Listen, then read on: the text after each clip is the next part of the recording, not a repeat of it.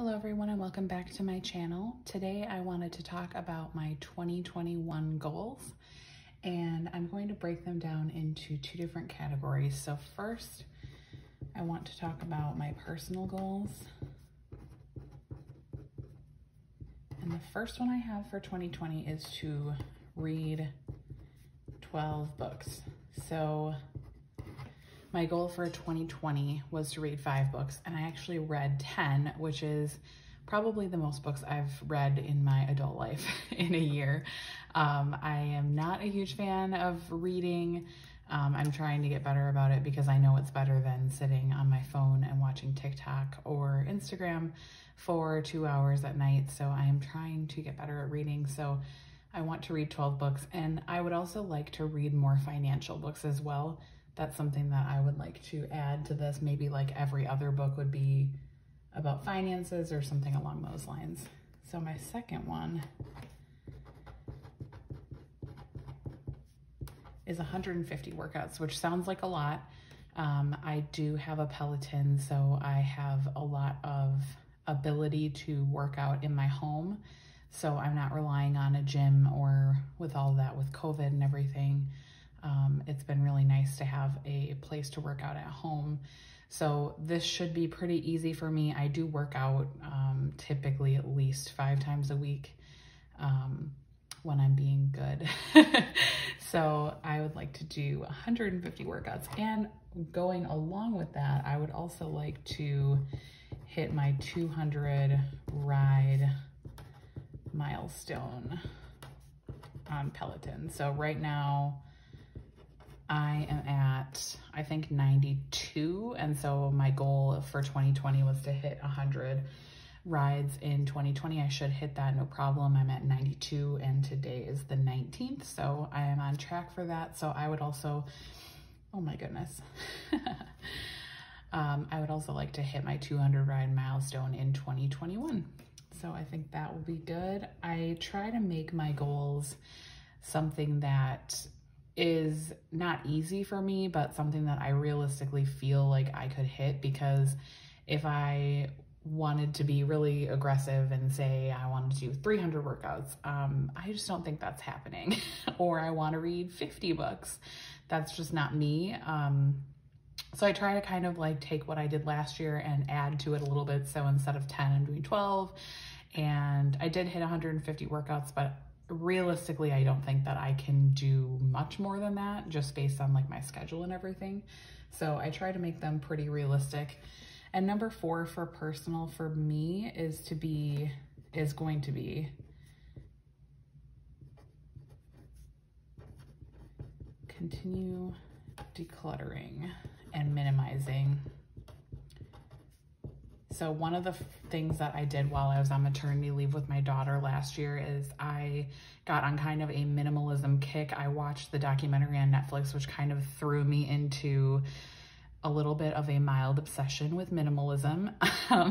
And I kind of went through like a huge purge of our house. So we have a pretty small house. Our house is about 1,500 square feet, 3 bedrooms. So we don't have like a ton of stuff in general, but I was really inspired by that documentary to kind of just get rid of things. And of course that was a year ago. And so over a year ago at this point. And so things have kind of crept back into our house that I feel like we could probably do a big decluttering journey again in 2021. And also I just want to be better about decluttering as I go and not bringing in so much stuff into our house in general, because like I said, we have a pretty small house. It's not giant, it's not a mansion, and so we really don't have like a ton of room to have a lot of stuff. So my last personal goal will be to take a family vacation. This is a fun one. So we did have a vacation planned in 2020. We were actually supposed to leave on I think we were supposed to leave on March 18th. Obviously that did not happen, unfortunately. We were supposed to go to Disney World. It was an extremely, a trip that we were extremely excited about, and we were completely devastated when we had to cancel it. we also lost quite a bit of money on that trip, unfortunately. So that was a real bummer of 2020. So for 2021, a realistic goal is to take a family vacation. I'm not putting any parameters on this. I don't know what that will look like. I know, you know, like with the vaccine and everything, things might start to improve in 2021, but yeah, I'm not putting any parameters on it. I just want to take a family vacation, whether that is driving to a nearby city and staying in an Airbnb with a pool, that would be fine. I just want to do something because we definitely did not have any sort of like fun family time this year as far as like going somewhere. So I know that my kids would really enjoy that, and I really need that. I need some time away. So that's it for my personal goals. So the real fun goals, in my opinion, are the financial goals, because this is what we have kind of focused on in 2020 and something that has been super exciting for me to watch us hit these goals in 2020. And I'm really, really looking forward to 2021 and hoping that we can crush a lot of these goals. So my biggest and my first goal would be to get our student loans under $40,000. They're currently at, I think it's $66,325. So I do have one more payment that will process before 2021. I pay my student loans weekly. More on that on my Instagram. I do a thing called Debt Free Friday. So I make financial moves every single week. That has really helped me stay motivated, especially when I had started with so much debt. So I have one more weekly payment, so it'll probably be around $65,000 at that point when we start 2021. So that will be paying off about $25,000. I do realistically feel like we can pay that off. This year we have paid, I believe, $40,000 towards my loans, and so I do feel like I could be a little more aggressive with this. But the reason that I'm not is because this year has been a lot of we've been able to save a lot of money this year based on the coronavirus and not going places, not being able to go on those vacations, not being able to go to the movies and all of those things. And so realistically, if things do start to get back to normal in 2021, we probably won't have as much extra to be throwing towards this debt. So I wanted to set it realistic. I do think that we can pretty easily meet this goal. So I'm hoping that maybe we can get under 35,000. But the way that goals work for me, I need to be able to hit it. Like, I don't want to commit to 35 and then be halfway through the year and not even be close. And then I feel like I will just give up on it. So I need to have a little bit of motivation. So under 40, I would be extremely happy with this, even if that's all we do is get it to this 40,000. I would hope that would mean that maybe we could be debt free in 2022, kind of depending on if we're at like 40 or if we are able to get it lower, we might be able to do that. I turned 30 in May of 2022. And so I was really hoping to be debt free in 2022, not necessarily in May, because that's very much a stretch goal, I think, for us. But to be debt free the year that I turned 30 would be incredible and way better than I ever thought, because when I first started paying back my student loans, I think it said that I would be debt free in like 2040. And yes, that would be very depressing because my son will be probably graduated. Yeah, graduated college by then. So yeah, I would like to have my student loans paid off before my own son goes to college. So secondly, for like financial business, I want to make more YouTube videos. This isn't necessarily a financial goal because I don't make money on these videos, but I would just, it's something that I really enjoy doing. I love to talk to you guys, and I'm definitely more active on Instagram. So if you do want to contact me and talk, I respond to everyone on Instagram. I'm constantly on there talking to people, and you guys really help me stay motivated for my own goals. And so if you want to talk to me more, definitely hit me up on Instagram. But I would like to make at least 30 videos next year on YouTube. And maybe I would get monetized at that point. I'm not really sure. I'm pretty far from monetization at this point, so I'm not even gonna try to make that a goal. I just want to post more videos. I have a ton of ideas of videos that I've been taking for the last few months before I even started my YouTube video or my YouTube channel, because I have seen a lot of gaps in the debt-free and personal finance YouTube community that I feel like I could fill with some videos. And so I would really like to make at least 30 videos. That's a little bit less than one a week, which I feel like is good for me. I do work full-time. I have 2 kids, and so my ability to film is very limited. I'm typically filming at night or on weekends, and a lot of times we're busy on the weekends. I do have some other side hustles that I do to actually make income, so I thought 30 felt like it was realistic. It's probably about like 2.5 videos a month, so that will be realistic for me. And then another big goal is to save at least $10,000 for a new car. So I bought my car in 2012, brand new. It is a Honda Civic. I bought it with, I think, like 1,000 miles on it, maybe. It is a 2012, and I paid that off, I believe, in 2017. So we have not had a car payment in about 3 years, which has been amazing. But my car has 140,000 miles on it. It is getting up there. We abuse it. It has been used, abused, loved, and we have 2 kids, and we are kind of running out of room. So I would really like to upgrade to an SUV or a van. So we do have a little bit of savings for a new car right now. I believe we have about $4 grand set aside for a car.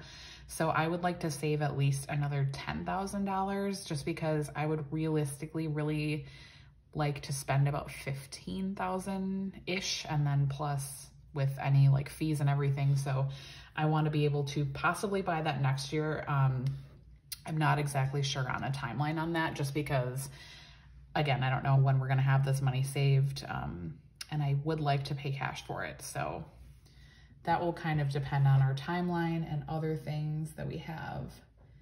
And then my last financial goal is to earn at least $2,500 in side hustle.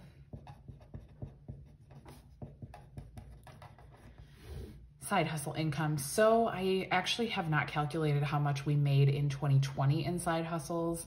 I do want to kind of list out. So if you're wondering kind of what I do for side hustles, I do Instacart.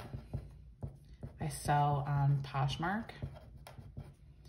I sell on Facebook Marketplace. And that's pretty much it for like the main sources. Sometimes I'll do like surveys and stuff that will give us a little bit of income, but these are like my primary. So Poshmark and Facebook Marketplace, I tend to sell like our kids' clothes or my own clothes. Back from when we did that big declutter, I sold a lot of that stuff on Poshmark. I do Instacart probably 2 to 3 times a month at this point. I'm not super consistent. I only have very limited times that I'm able to do it because my husband has to be home to watch the kids while I go out, and I can't do it during the week because I'm working. So I typically do this on like Sundays, and I usually make between $50 to $100 a day. If you guys want a video on Instacart or on Poshmark or even on Facebook Marketplace, I would be happy to share some tips. I've probably done about 50 orders on Instacart, so I'm pretty familiar with the app and kind of like how to utilize it to make money. And yeah, it's a little finicky, so I think a video on that would be really cool. So let me know if you guys want to see that down below.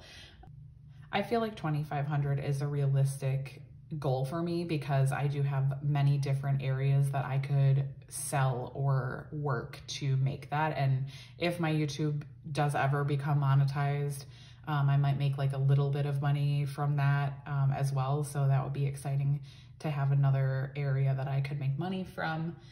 And then I just wanted to share kind of some tips I have if you're trying to make some goals. So over the years, I have failed miserably many times making my New Year's resolutions, and some of these tips have really helped me. So my biggest tips for you, write them down. And I don't mean just write them down once, but I keep my goals in many different areas. So I typically will cut this out and I will post it somewhere near my desk. I will have a note in my phone where I can check off. And then I also do monthly goals, and I will base them based on my yearly goals to make sure that I am on track every month, because a lot of times what I used to do is I would make all of these really amazing yearly goals, and then in June I would be like, what the heck, I'm not even close, like what happened? But it would be because my monthly goals weren't related to my yearly goals. They would be something else, or they would be nothing. So it's really important to base off of your monthly goals off of your yearly goals. So write them down and then categorize them like I did here. So I think it's helpful. I used to have more different buckets. This is kind of what works for me right now, because this is what I'm focused on, and I'm mostly focused on financial goals right now since we are still in debt. So categorizing them, you could do like a spiritual, you could do health, you could do wellness, you could do all different kinds of buckets of your goals, but definitely try to categorize them so that it's not just like a list of 45 goals and you don't even know what, like where they are. And then my third tip would be make them aggressive but attainable. So we kind of talked about that already. Like I try to make my goals a little bit more aggressive than what I realistically can. And then a lot of times I will come back to these mid-year. And this is something, a great example of this would be 2020. So one of my goals for 2020 in January was to pay off $5,000 of principal on my private student loan. And I paid it in full. Like I had no clue that 2020 was going to be the year that I really snapped out of being okay with being in debt and like really went hardcore on this debt-free journey. And so I had a very, very reserved goal in 2020, and I had to rework that goal many times throughout 2020. I went from wanting to pay off $5,000 to wanting to pay off $15,000 to wanting to pay my private student loan in full, which is what I did. And then I moved on to my federal loans and I wanted to pay off $10,000, and then I wanted to pay off $20,000, and that's where I'm sitting right now. And then my newest goal for 2020, my stretch goal for the end of 2020 is to be 50% done with our debt. We are, I think, 49% right now, so I have 1 more percent to go. I do think I can hit that, but it will be a little bit of a stretch. So definitely make them aggressive but attainable. And then also make them measurable. So I used to just make my goals and be like, I want to work out more, you know, I want to pay down my debt, I want to make more videos.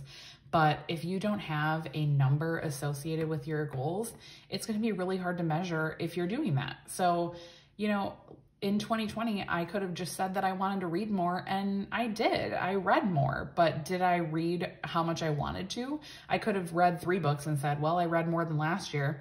But that's not really a great goal because it's hard to measure what you could really think is good. And so that's why I try as much as I can to put numbers with this. As far as like decluttering and stuff, I thought about putting a goal of like items to minimize or items to declutter per month. That's not something that I did here because it kind of depends on the month. Like in January, I might go through and have like a big declutter and declutter like 150 things or something like crazy like that. And then I won't have anything to declutter in February. So I did not put a goal number with this one, but for the most part, I try to put a number goal with them. And then my last tip is to avoid comparison. So I am awful at this, and I really try to get better at it because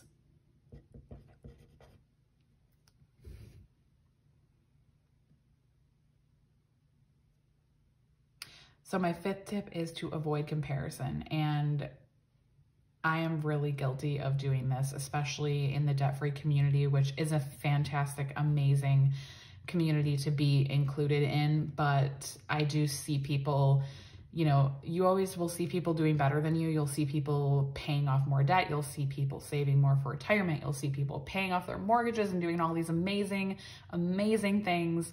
And it's hard to not compare yourself to them. It's hard to not feel like you're not doing enough or you're not making enough or all those things. And it's really important to remember that everyone is on their journey, their own journey. Please don't compare yourself to me. Don't compare yourself to anyone else in the debt-free community or any other community, the fitness community especially too. It's hard to look at somebody else and think like they're doing amazing and all these things, but they started at the same place as you. And a lot of times things aren't even what they seem. So please don't compare yourself to others. Just focus on your own goals and you are doing amazing. So don't ever feel like you're less than because you didn't pay off as much debt or you know, didn't do as many workouts or whatever. You're on your own path, and as long as you are setting these goals for yourself and you are working towards them, you're doing a great job. So thank you guys so much for watching this video. If you have any questions, please leave them in the comments, or if you have any video requests, also leave those in the comments below. And if you haven't already, please subscribe. It really, really helps out my channel. I appreciate you guys watching. Thank you so much, and I hope you have a great day. Bye, guys.